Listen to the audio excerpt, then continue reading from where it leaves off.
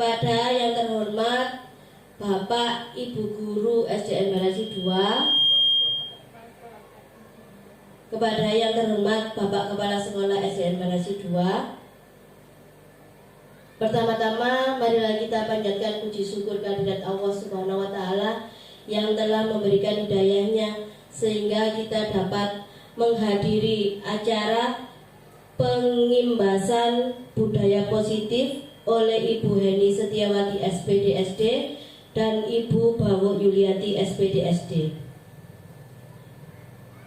Yang kedua, sholawat serta salam tidak lupa kita curahkan kepada junjungan kita Nabi besar Muhammad SAW yang telah membimbing kita menuju jalan kebenaran.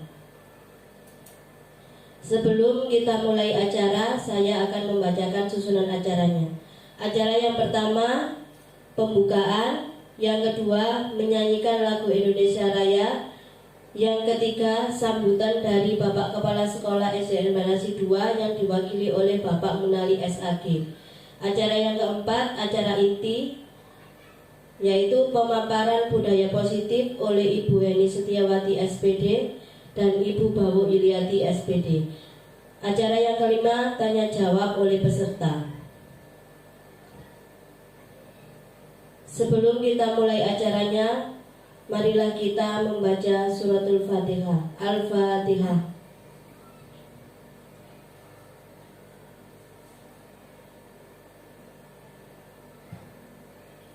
Amin amin ya rabbal alamin. Acara yang kedua yaitu menyanyikan lagu Indonesia Raya. Kepada Bapak Ibu dimohon berdiri.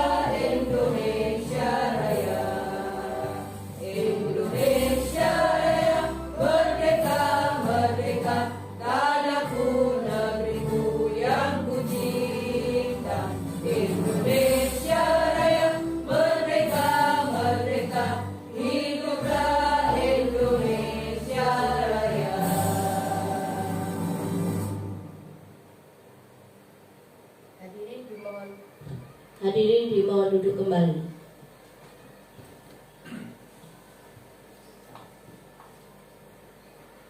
Sambutan yang ketiga yaitu sambutan dari Bapak Kepala Sekolah SDN Barasi 2 yang diwakili oleh Bapak Munali SAG. Kepada beliau dipersilakan.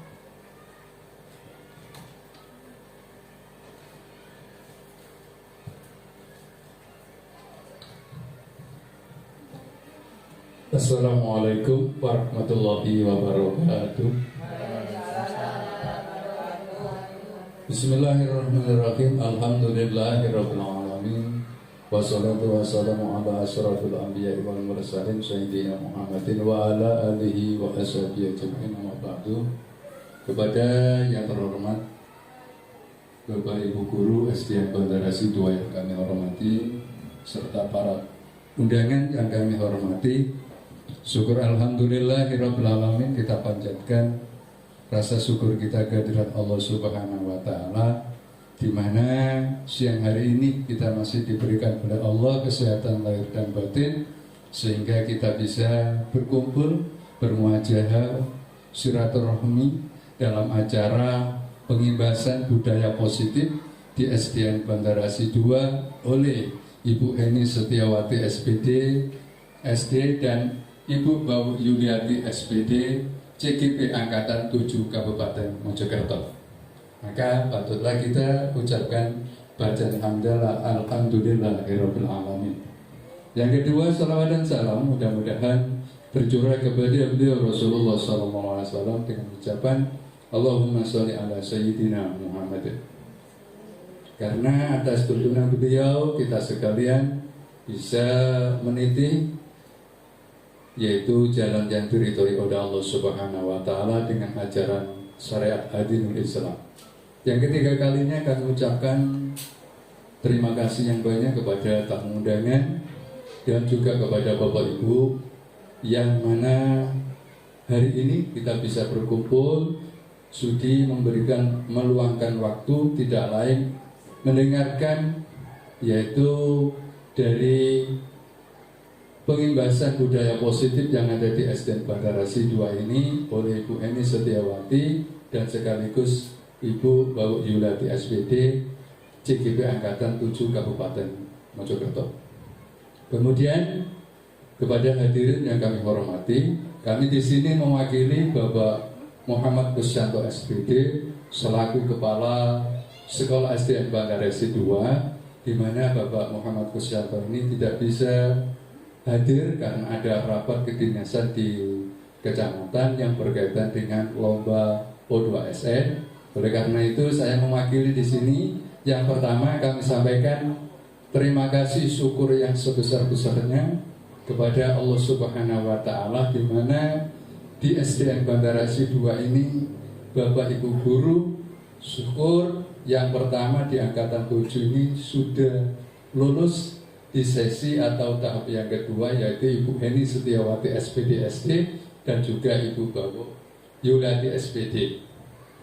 Lah harapan kami juga sebagai lanjutannya untuk mengembangkan, mengimbaskan ilmu yang diperoleh selama proses CGP di angkatan 7 ini kepada teman-teman atau ibu guru, teman-teman guru yang ada di SDN Bandarasi 2.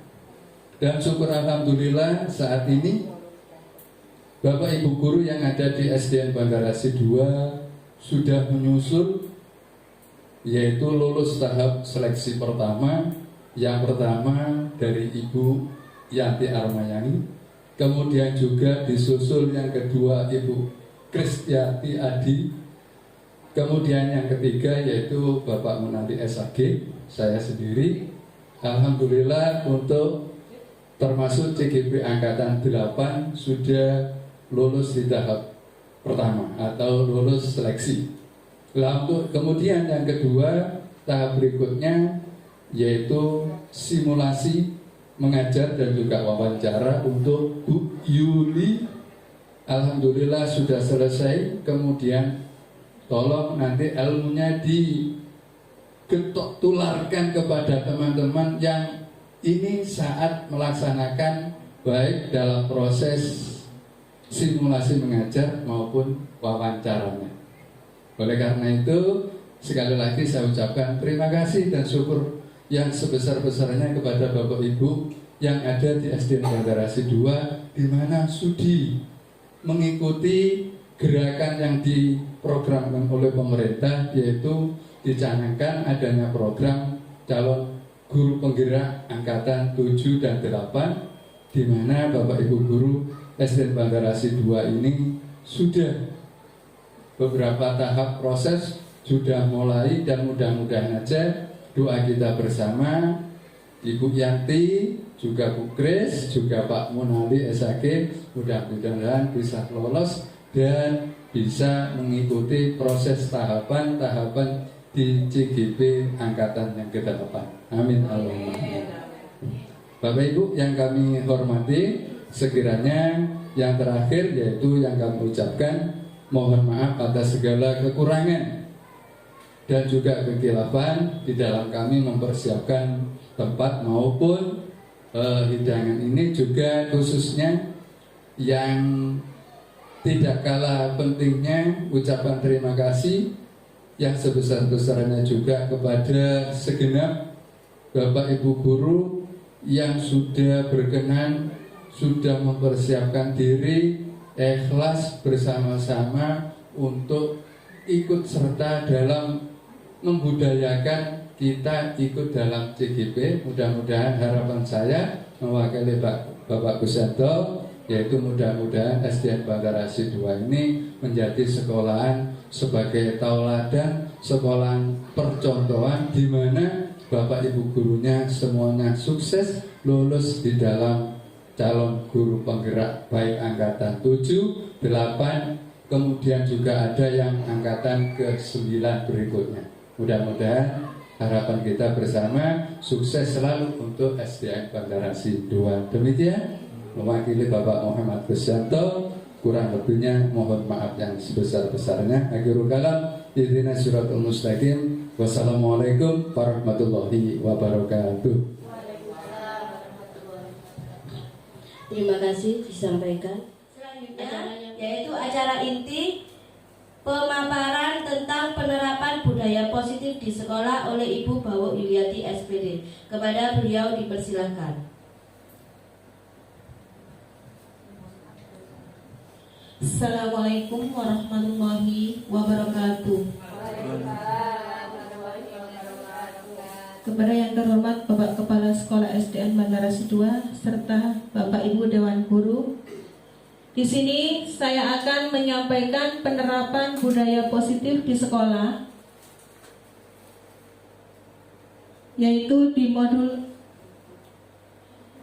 ada di pembelajaran modul 1.3. Ngapunten Bapak Ibu, di sini saya tidak, saya dalam titik 4. Di sini saya tidak akan menggurui, bukan menggurui, tapi menerapkan atau memberi contoh ilmu yang saya terima dari CGP.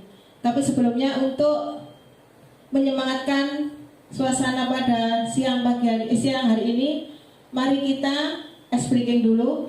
Tolong Bapak Ibu guru berhadapan, memilih teman saling berhadapan. Nah, kita melakukan ice breaking, yaitu dengan bertepuk. Kita gunakan jari kita bertepuk antara teman satu dengan yang lain. Nah, kemudian nunjuk jari, kita gunakan jari 1 sampai dengan jari 10. Kemudian misalkan satu teman menunjuk angka 2, satu teman lagi menunjuk angka 3. Kalian tebak, tolong jangan tebak, itu perkalian 2 dikalikan 3. Nah, siapa yang menjawab dulu itulah pemenangnya. Ya, saya hitung sampai 3 dulu ya. 1, 2, 3. 5. Nah, 100 ya. Lagi 1, 2, 3. 100. Salah. 1, 2, 3. 6. Sudah ya? Kita menginjak sudah.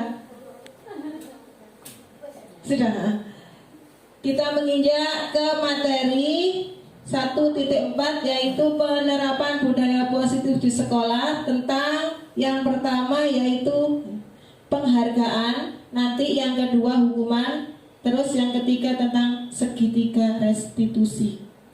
Penghargaan adalah suatu yang diberikan pada seseorang atau kelompok jika mereka melakukan suatu keunggulan di bidang tertentu.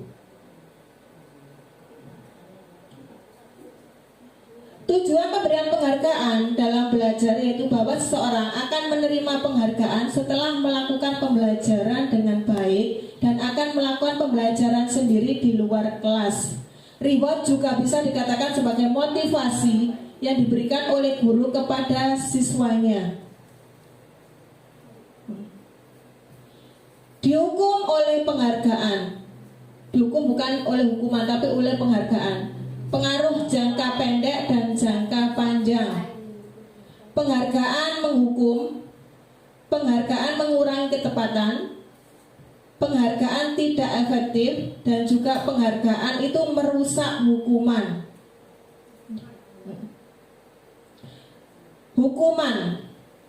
Hukuman sendiri adalah sebuah cara untuk mengarahkan sebuah tingkah laku agar sesuai dengan tingkah laku yang berlaku secara umum. Konsekuensi. Di sini hukuman dan konsekuensi itu nanti berbeda. Konsekuensi sendiri akibat dari suatu perbuatan atau pendirian. Istilah konsekuensi ini sering kita samakan dengan hukuman, padahal keduanya memiliki makna yang berbeda. Bedanya di sini yaitu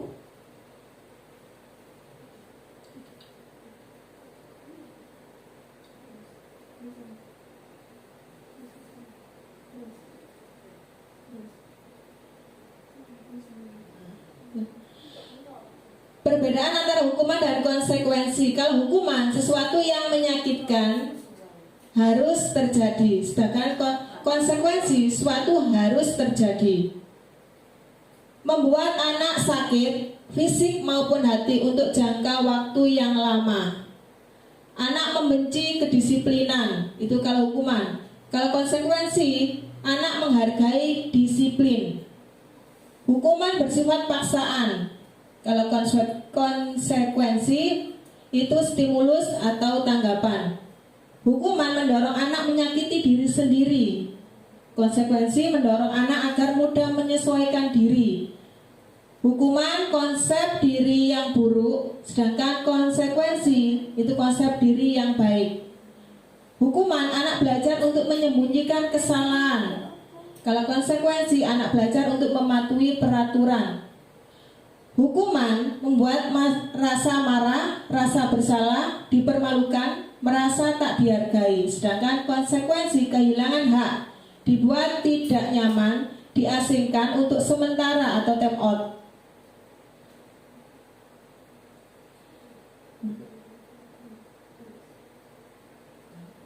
Di sini Bapak Ibu saya minta untuk membedakan mana yang hukuman, mana yang konsekuensi dari perbedaan yang saya sampaikan tadi. Mencatat 100 kali di dalam buku kalimat saya tidak akan terlambat lagi karena terlambat ke sekolah.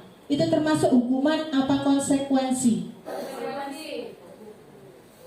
Apa? Membuat anak ingat selamanya apa tidak?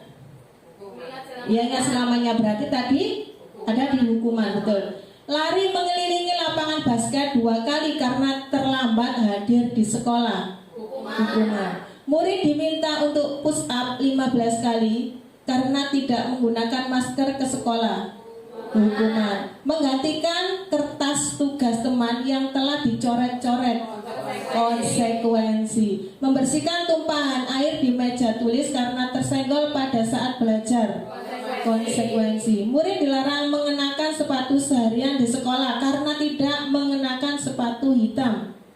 Hukuman. Karena membuat murid mengingat selamanya. Lari mengelilingi lapangan basket 2 kali karena terlambat 10 menit untuk pelajaran PJOK.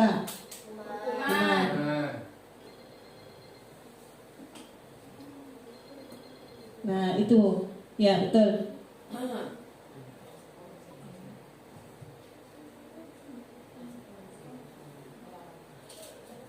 Kebutuhan dasar manusia itu ada cinta kasih atau diterima, kemudian penguasaan, kebebasan, dan juga kesenangan. Ibu guru bilang, aku tidak boleh bersenandung sewaktu mengerjakan tugas. Katanya kelas harus tenang, tidak ada suara, padahal kan aku suka dan senang menyanyi. Yang kedua, ibu guru tidak menyapaku hari ini, padahal aku pakai jepit rambut baru. Aku bosan, masa belajarnya cuma gitu-gitu aja, dengerin ibu guru aja. Aku sebel gambarku tidak rapi, malah ibu guru nunjukin ke teman-temanku di depan kelas.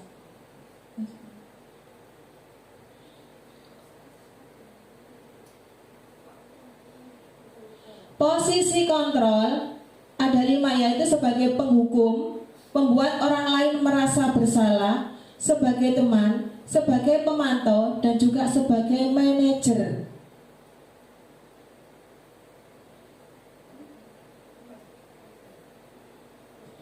Sekarang lihat ke restitusi. Apa itu restitusi? Restitusi adalah proses menciptakan kondisi bagi murid untuk memperbaiki kesalahan mereka sehingga mereka bisa kembali pada kelompok mereka dengan karakter yang lebih kuat. Restitusi ini bukan menuntut, bukan hukuman, Ibu ya, Bapak Ibu. Ciri-ciri restitusi. 1. Bukan untuk menebus kesalahan anak, namun untuk belajar dari kesalahannya. Misalkan anak bersalah, itu bukan hukumannya, tapi untuk anak itu belajar dari kesalahannya itu bagaimana. Yang kedua, memperbaiki hubungan. Yang ketiga, tawaran bukan paksaan. Yang keempat, restitusi menuntut untuk melihat ke dalam diri. Yang kelima, restitusi mencari kebutuhan dasar yang mendasari tindakan. Keenam, restitusi diri adalah cara yang baik untuk memperbaiki diri. Yang ketujuh, restitusi fokus pada karakter bukan tindakan. Yang delapan, restitusi fokus pada solusi pemecahan masalahnya. Yang kesembilan, restitusi mengembalikan murid yang berbuat salah pada kelompoknya. Di sini saya akan memberikan contoh. Ini adalah segitiga restitusi. Restitusi adalah ada tiga tahap, yaitu menstabilkan identitas. Pertama, validasi tindakan yang salah, menanyakan keyakinan, dan juga menstabilkan identitas.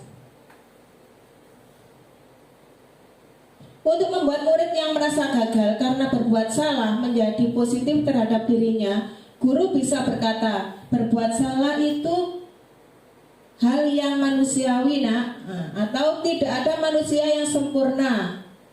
Bapak atau ibu juga pernah berbuat salah. Kita pasti bisa menyelesaikan permasalahan ini, nak. Atau bapak ibu tidak tertarik untuk mencari tahu siapa yang benar atau siapa yang salah. Kalau kamu menyalahkan dirimu sendiri terus-menerus, apakah kamu bersifat baik pada dirimu sendiri? Nah, itu perkataan yang untuk membuat salah menjadi positif.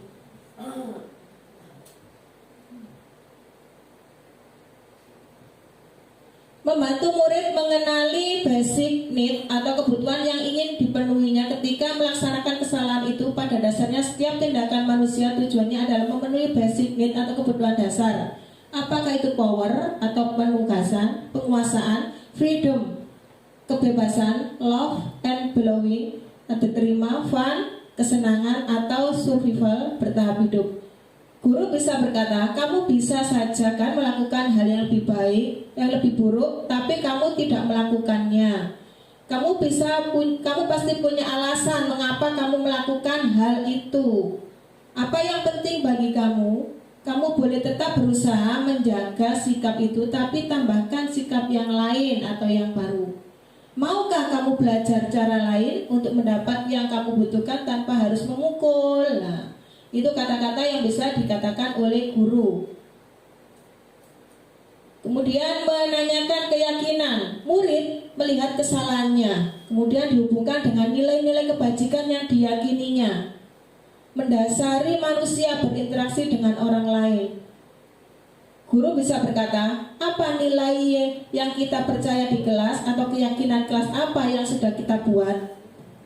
Yang kedua, nilai-nilai kebajikan atau keyakinan apa yang telah kita sepakati di kelas. Yang ketiga, kelas yang ideal itu yang bagaimana, nak? Kamu ingin jadi anak seperti apa sih? Apa yang kamu rasakan ketika kamu melakukan itu? Kamu menjadi orang yang ingin seperti apa? Di sini saya akan menunjukkan contoh video segitiga restitusi yang saya buat di kelas saya. Ada 2 permasalahan atau masalah anak-anak. Ini saya ambil 2 kasus, yaitu permasalahan mengganggu teman pada saat kerja kelompok yang dilakukan oleh Lukmanul Hakim.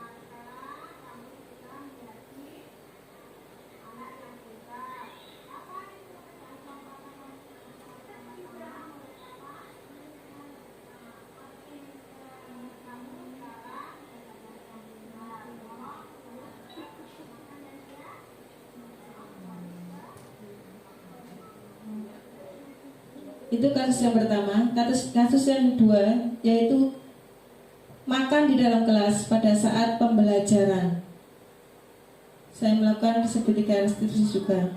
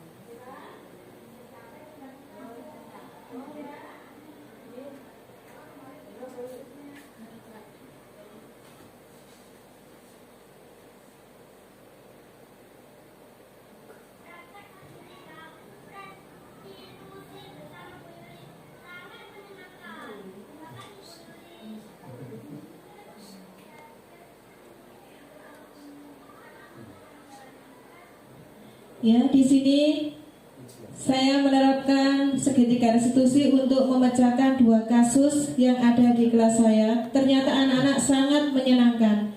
Karena di sini tidak boleh memberikan hukuman, maka saya menerapkan segitiga restitusi. Sampai di sini saya menyampaikan materi ini. Mungkin ada yang ditanyakan dari Bapak dan Ibu guru, silakan.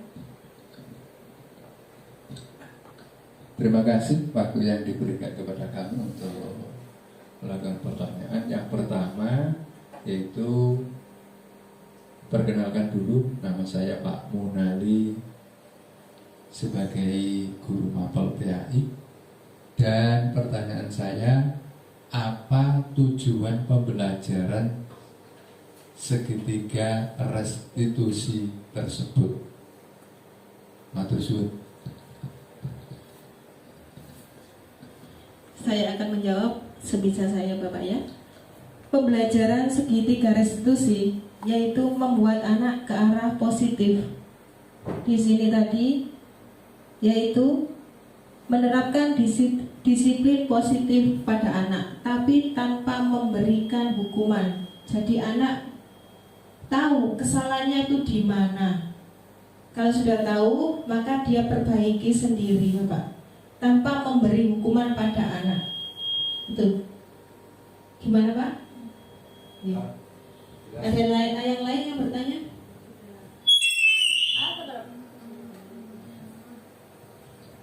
Terima kasih waktu yang diberikan kepada saya.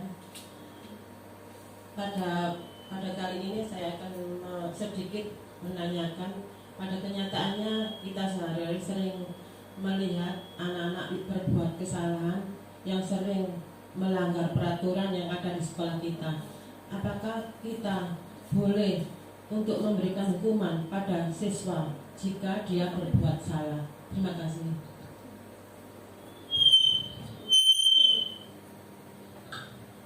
Terima kasih pertanyaannya, Bu Ani Karyati. Kita tidak boleh memberi hukuman pada anak. Kita hanya menuntun. Anak tahu salahnya gimana, salahnya di mana. Nah, setelah tahu salahnya di mana, baru kita menuntun. Makanya kita gunakan segitiga restitusi ini, Bu Ani. Ya. Jadi anak tidak dihukum. Tidak boleh menghukum anak. Kita menuntun anak. Menuntun anak ke jalan disiplin positif tersebut. Ya, Mbak Ani. Ya, sekian yang bisa saya sampaikan untuk pembelajaran, untuk penyampaian kali ini, dan terima kasih atas waktu pada teman-teman sekalian. Saya akhiri. Assalamualaikum warahmatullahi wabarakatuh.